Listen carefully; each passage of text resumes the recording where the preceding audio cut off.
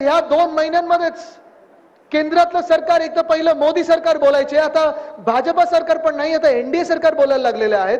पण ते एनडीए सरकारमध्ये किती युटर्न मारतात, किती युटर्न मारत चाललेले आहेत.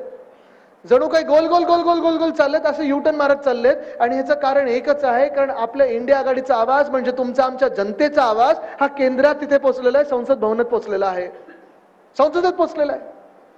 पण ती जी लढाई होती संविधान रक्षणाची, ती जी लढाई होती लोकशाहीच्या रक्षणाची, ही अजून संपलेली नाहीये.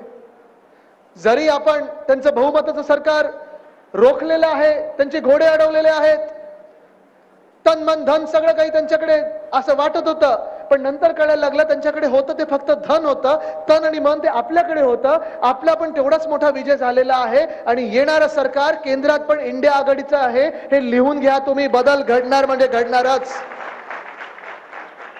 पण त्यापेक्षा मोठी लढाई आता महाराष्ट्रात सुरू होणार आहे. युद्ध नाही, निवडणुका आहेत. राजकीय कार्यकर्त्यांना मी सांगत आहे की युद्धासारखं लढू नका, एकामेकांवर वार करू नका.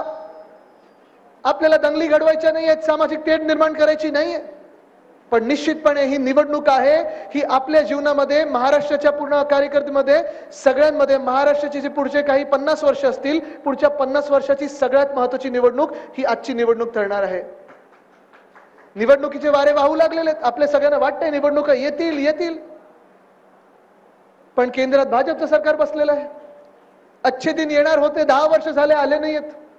आणि तसंच निवडणूक आयोग जेव्हा पत्रकार परिषद घेत होती निवडणुका जाहीर करण्यामध्ये, तेव्हा हरियाणाची निवडणूक झाली, ती लागलेली आहे.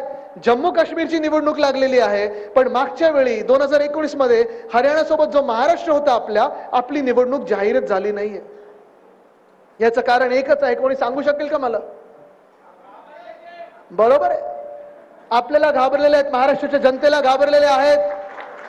कारण महाराष्ट्राच्या जनतेने जो निकाल दिला होता लोकसभेमध्ये, त्यांनी हेच सांगितलं होतं की तुम्ही कोणी असाल, कुठचेही असाल, कितीही मोठी महाशक्ती तुमच्या मागे असेल, पण छत्रपती शिवरायांचा महाराष्ट्र आहे, दिल्ली समोर झुकणार नाही म्हणजे नाही.